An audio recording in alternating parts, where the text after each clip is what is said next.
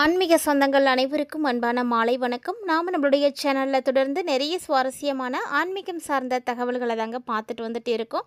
அந்த வரிசையில் இந்த பதிவில் நம்ம நவம்பர் 5ஆம் தேதி, அதாவது நாளைக்கு புதன்கிழமை அன்னைக்கு உருவாகக்கூடிய பௌர்ணமியை பற்றி தான் நம்ம தெரிஞ்சுக்க போகிறோம். இந்த பௌர்ணமி ரொம்ப சிறப்பு வாய்ந்த ஒரு பௌர்ணமி. இந்த பௌர்ணமிக்கு அப்புறமா ஏற்படக்கூடிய கிரக மாற்றங்களானது மகர ராசினியர்களுடைய வாழ்க்கையில் என்னென்ன மாற்றங்களை கொடுக்க போகுது அப்படின்றது தான் இந்த பதிவில் நம்ம தெரிஞ்சுக்க போகிறோம். வீடியோக்குள்ளே போகிறதுக்கு முன்னாடி நீங்கள் இன்னும் நம்ம சேனலை சப்ஸ்கிரைப் பண்ணாமல் இருக்கீங்க அப்படின்னா மறக்காமல் சேனலை சப்ஸ்கிரைப் பண்ணிக்கோங்க. கூடவே பக்கத்தில் இருக்கிற பெல் சிம்பிளையும் கிளிக் பண்ணிக்கோங்க. அப்போ தான் நாங்கள் போடக்கூடிய வீடியோக்கள் எல்லாமே உங்களுக்கு நோட்டிஃபிகேஷனாக உடனுக்குடன் வந்தடையும். நீங்களும் பார்த்து பயன்பெறலாம். வாங்க வீடியோக்குள்ளே போகலாம். பொதுவாக ஒவ்வொரு மாதத்தில் வரக்கூடிய கிரக நிலைகளும் பார்த்திங்கன்னா வித்தியாசமானதாக தான் இருக்கும். ஏன்னா ஒரு கிரகம் ஒரே இடத்துல இருக்கிறது கிடையாது. ஒவ்வொரு கிரகத்துக்கும்னு தனித்துவமான தன்மைகள் இருக்கும். ஒரு இடத்துல இருந்து இன்னொரு இடத்துக்கு ஒரு கிரகம் பயிற்சி ஆகிறதுக்கு குறிப்பிட்ட கால இடைவெளியை எடுத்துக்கிறாங்க. இதை தான் நம்ம கிரக பயிற்சிகள் அப்படின்னு சொல்கிறோம். இந்த கிரகம் எந்த இடத்துல இருக்காங்க, வேறு எந்த கிரகத்தோடு இணைந்து இருக்கிறாங்க, எங்கே ஆப்போசிட்டாக இருக்கிறாங்களா, இல்லை நட்பு கிரகமாக இருக்காங்களா, எதிரி கிரகங்கள் இணைந்து இருக்கா, இந்த மாதிரி நிறைய விஷயங்களை வைத்து பார்க்கும் பொழுது நிறைய பலன்கள் மாறுபடையும். பொதுவாக ஒவ்வொரு மாதத்தில் ஏற்படக்கூடிய கிரக பயிற்சிகளை பொறுத்து தான் அந்த மாதத்தில் 12 ராசிகளுக்கான பலன்களே கிடைக்கும். அந்த வரிசையில் 2025ஆம் வருடத்தினுடைய 11ஆவது மாதமான நவம்பர் மாதம் பிறந்திருக்கு. இந்த நவம்பர் மாதத்தில் என்னென்ன கிரகங்கள் எந்த இடத்துக்கு பயிற்சி ஆகியிருக்காங்க, எந்த கிரகத்தோடு இணைந்திருக்காங்க அப்படின்றத பொறுத்து என்னென்ன பலன்களை அடைய போகிறாங்க அப்படின்றத நம்ம பார்க்க போகிறோம். வீடியோ கண்டிப்பாக உங்களுக்கு யூஸ்ஃபுல்லாக இருக்கும், ஸ்கிப் பண்ணிடாதீங்க. ஏன்னா ஒவ்வொரு மாதத்துலேயுமே அடுத்தடுத்து என்ன நிகழப்போகுது அப்படின்றத நீங்கள் முன்னாடியே தெரிஞ்சுக்கும் பொழுது ரொம்ப சிறப்போடு இருக்க முடியும். நிறைய பிரச்சனைகளை எதிர்கொள்கிறதுக்கு உங்களுக்கு இதெல்லாம் ரொம்ப யூஸ்ஃபுல்லாக இருக்கும். அந்த வரிசையில் மகரம் ராசி நேயர்களுக்கான பலன்கள் பார்க்கலாம். நவம்பர் மாதம் எப்படி இருக்குது பொதுவாக அப்படின்னா ரொம்ப அற்புதமான ஒரு மாதம் தாங்க. ஏன்னா இந்த மாதத்தில் பல கிரகங்களுடைய மாற்றங்கள் இருக்குது. இந்த கிரக மாற்றங்கள் எப்படி இருக்குது அப்படின்றத பொறுத்து நிறைய யோகங்களும் அந்த மாதத்தில் இருக்கும். ஸோ அந்த வரிசையில் பார்த்தீங்கன்னா நவம்பர் மாதம் 2025 நடக்கக்கூடிய பல முக்கிய கிரக பயிற்சிகளானது இந்த டைமில் நிறைய யோகத்தை கொடுக்குது. என்னென்ன யோகம் அப்படின்னு பார்த்தீங்கன்னா புதாத்திய யோகம், லக்ஷ்மி நாராயண யோகம், பஞ்சமகா புருஷ யோகம், இதெல்லாமே ஏற்பட போகுது. இதனால் 12 ராசிகளுக்குமே நல்ல மாற்றங்கள் தான் இருக்குது. குறிப்பாக இந்த கிரகநிலைகள் ஒரு சில ராசிக்காரர்களுக்கு தன யோகத்தையும் ஏற்படுத்தி கொடுக்க இருக்குது. அதில் மகர ராசினியர்களாகிய நீங்கள் அந்த யோகத்தை அடையக்கூடிய வகையில் இருக்கீங்களா அப்படின்றத தொடர்ந்து பாருங்கள், அப்போ தான் தெரியும். இந்த மாதம் ஏற்படக்கூடிய கிரக மாற்றங்கள் என்னென்ன அப்படின்றத பார்க்கலாம். நவம்பர் மாதம் ஆரம்பமான முதல்லையே பார்த்தீங்கன்னா நவம்பர் 2ஆம் தேதி அன்னைக்கு சுக்கிரன் துளாராசியில் நுழைஞ்சிருக்காரு. இது துளாராசிக்காரர்களுக்கு ரொம்ப நல்லது. அடுத்து நவம்பர் 10ஆம் தேதி விருச்சிகத்தில் புதன் வக்ரமாகிறாரு. அதைத் தொடர்ந்து நவம்பர் 11ஆம் தேதி அன்னைக்கு குரு பகவான் கடகராசியில் உச்சம் பெற்றிருக்கிறார் இல்லையா, அவர் அப்புறம் வக்ரமாகுவார். 11ஆம் தேதிக்கு அப்புறமா வக்ரமாக போகிறாரு. நவம்பர் 16 சூரியன் விருச்சிக ராசியில் நுழையிறாரு. நவம்பர் 23 புதன் துலா ராசியில் நுழையிறாங்க. நவம்பர் 26 சுக்கிரன் விருச்சிக ராசியில் நுழைய போகிறாங்க. நவம்பர் 28 சனி மீன ராசியில் வக்ர நிவர்த்தி அடைய போகிறாரு. இது ஒரு சில ராசிக்காரர்களுக்கு மிகப்பெரிய பாதிப்புகளை கொடுக்கலாம். சனி பகவான் வக்ர நிவர்த்தி ஆகிறது பலருக்கும் பார்த்திங்கன்னா பாதிப்புகளை கொடுக்குற மாதிரி தான் இருக்கும். ஆனால் அதை தாண்டி நவம்பர் 29 துலா ராசியில் புதன் வக்ரமாகிறாரு. ஸோ இந்த மாதிரி எக்கச்சக்கமான கிரக நிலைகளுடைய மாற்றங்கள் இருக்குது. சனி பகவான் இவ்வளவு காலமாக வக்ர இயக்கத்தில் இருந்தார். அவர் பார்த்திங்கன்னா இந்த நவம்பரில் வக்ர நிவர்த்தி அடைய போகிறாரு. இது பலருக்கும் பார்த்திங்கன்னா மகிழ்ச்சியான செய்தி, பலருக்கும் பார்த்திங்கன்னா ரொம்ப ஆபத்தான ஒரு செய்தி அப்படின்னே சொல்லலாம். ஏன்னா சனி பகவான் வக்ரமாக இருக்கும் பொழுது சனி பகவானால் பாதிக்கப்பட்டிருக்கக்கூடியவங்க ஓரளவுக்கு கொஞ்சம் நிம்மதியாக இருந்திருப்பாங்க.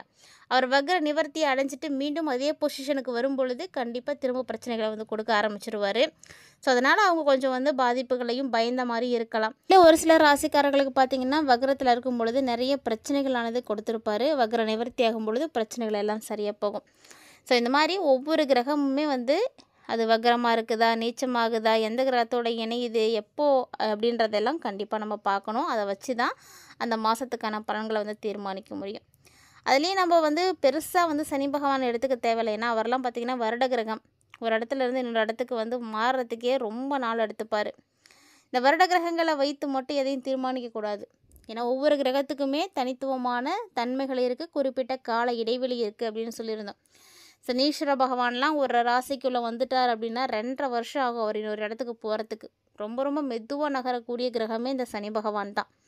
அதனால் சனி பகவான் உங்களுக்கு அடுத்த கட்டத்துக்கு மாறணும் அப்படின்னா இன்னும் 1.5 வருஷத்துக்கு மேலேயே இருக்குது. இப்போ தான் பயிற்சி ஆகியிருக்காரு. ஸோ இன்னும் ரொம்ப நாளைக்கு அதே இடத்துல தான் இருப்பார். அதனால் பொறுமையாக இருக்கணும். சனி பகவானால் பாதிக்கப்பட்டிருக்கக்கூடியவர்கள் எல்லாருமே அடிக்கடி நீங்கள் சிவாலயம் போயிட்டு வாங்க. குறிப்பாக பிரதோஷத்தில் வந்து கலந்துக்கோங்க. ஸோ சிவபெருமானை நீங்கள் வழிபாடுகள் செய்கிறது ரொம்ப நல்ல மாற்றங்களை கொடுக்கும். குறிப்பாக கூடவே பார்த்திங்கன்னா பைரவருக்கு நீங்கள் தீபம் போட்டு வழிபாடு செய்துட்டு வந்தீங்க அப்படின்னா சனி பகவானால் ஏற்படக்கூடிய பாதிப்புகள் கொஞ்சம் குறையும். சனி பகவானையும் நீங்கள் வழிபாடுகள் செய்யலாம், தவறு கிடையாது. சனி பகவான் எப்போதுமே வந்து யாருக்குமே வந்து பாரபட்சம் பார்க்க மாட்டார். ஸோ நீங்கள் வேண்டிக்கிறீங்க, நீங்கள் லஞ்சம் கொடுக்குறீங்க அப்படிங்கிறதுக்காக அவர் உங்களை வந்து மன்னிச்சிடுவார் அப்படின்லாம் கிடையாது. கர்ம வினைகளுக்கு ஏற்ப பலன்களை கண்டிப்பாக கொடுப்பாரு. நீ யாராக இருந்தாலும் சரி, யமனாவே இருந்தாலும் சரி, உனக்கு தண்டனை இருக்குன்னா கண்டிப்பாக அவர் வந்து கொடுப்பாரு. நீ செஞ்ச தப்புக்கு உங்களுடைய கர்மாக்களுக்கு பலன்கள் கிடைக்கக்கூடிய ஒரு நேரம். அதனால் சனி பகவான்கிட்ட நீங்கள் எதையும் எதிர்பார்க்காதீங்க. சனி பகவானை வச்சும் எதையும் தீர்மானிக்காதீங்க. மற்ற கிரகநிலைகள்லாம் எப்படி இருக்குது அப்படின்றத எல்லாமே நம்ம பார்க்கணும். ஸோ அதுக்காக தான் ஒருவருடைய ஜனனகால ஜாதகத்தை வந்து பார்க்கறது. நீங்களும் உங்களுடைய ஜனனகால ஜாதகம் வச்சுருக்கீங்க அப்படின்னா மறக்காமல் ஸ்க்ரீனில் தெரியுற வாட்ஸ்அப் நம்பரை நீங்கள் தொடர்பு கொண்டு பலன்களை முழுமையாக பார்த்து தெரிஞ்சுக்கோங்க.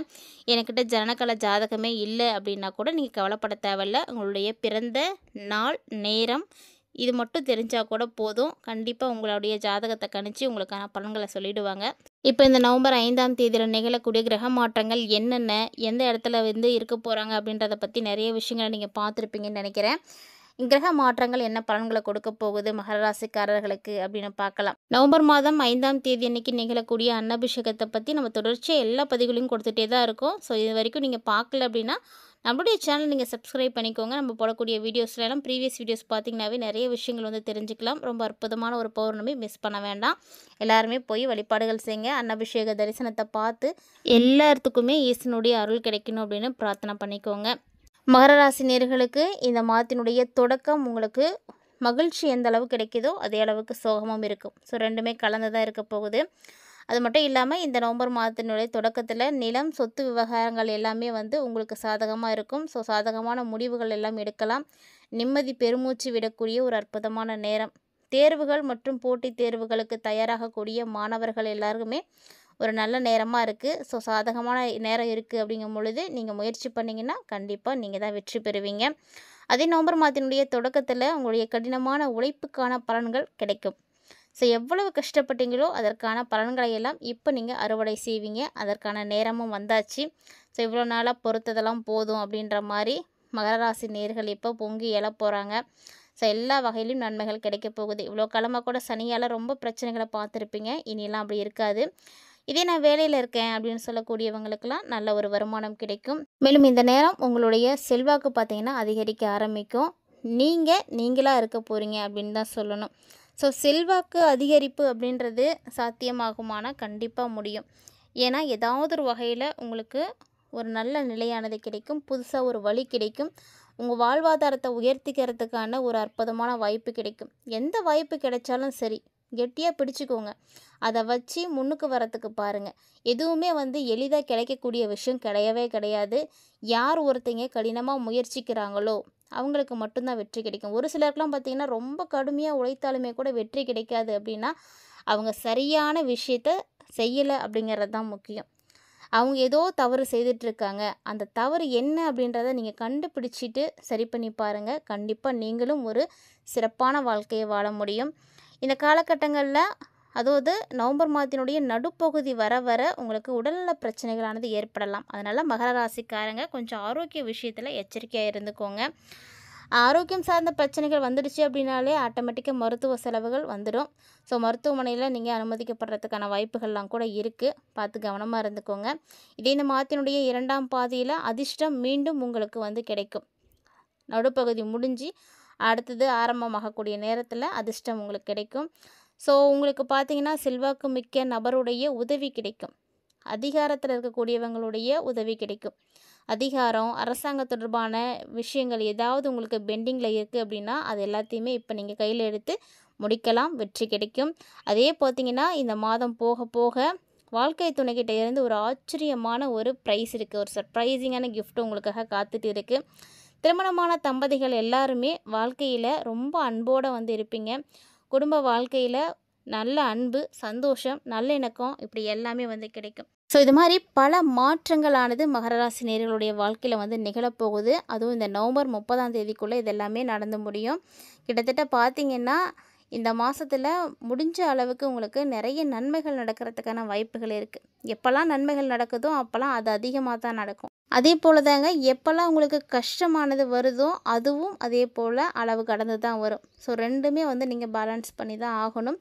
கிட்டத்தட்ட பார்த்தீங்கன்னா நவம்பர் எப்படி இருக்குது அப்படின்றத நீங்கள் தெளிவாக பார்த்துருப்பீங்க. இது என்னெல்லாம் நடக்க போகுதோ அதுக்கு ஏற்ற மாதிரி இப்பயே வந்து எச்சரிக்கையாக இருந்துக்கோங்க. இந்த பதிவில் நிறைய விஷயங்களை நீங்கள் பார்த்து தெரிஞ்சிட்டு இருந்திருப்பீங்கன்னு நினைக்கிறேன். கண்டிப்பாக இந்த பதிவு உங்களுக்கு பிடிச்சிருந்துருக்கும்னு நினைக்கிறேன். ஒருவேளை உங்களுக்கு இந்த பதிவில் பார்த்த தகவல்கள் எல்லாம் பிடிச்சிருக்கு அப்படின்னா மறக்காம வீடியோக்கு ஒரு லைக் பண்ணிக்கோங்க. உங்கள் நண்பர்கள் மற்றும் உறவினர்கள் மத்தியில் இந்த பதிவை ஷேர் பண்ணிவிடுங்க. அவர்களும் பார்த்து பயன்பெறட்டும். பொதுவாக ஆன்மீக ரீதியாக எந்த ஒரு விஷயம் பார்க்குறோம் அப்படின்னாலுமே நம்பிக்கையோடு வந்து பார்த்தோன்னா தான் அதற்குரிய பலன்கள் அடைய முடியும். ஸோ நீங்களும் நம்பிக்கையோடு பார்த்து பயன்பெறுங்க. இந்த வீடியோ பதிவு போல் இன்னும் நிறைய இன்ட்ரெஸ்டிங்கான தகவல்களோட மற்றும் ஒரு ஆன்மீக தலைப்பில் சந்திக்கலாம்.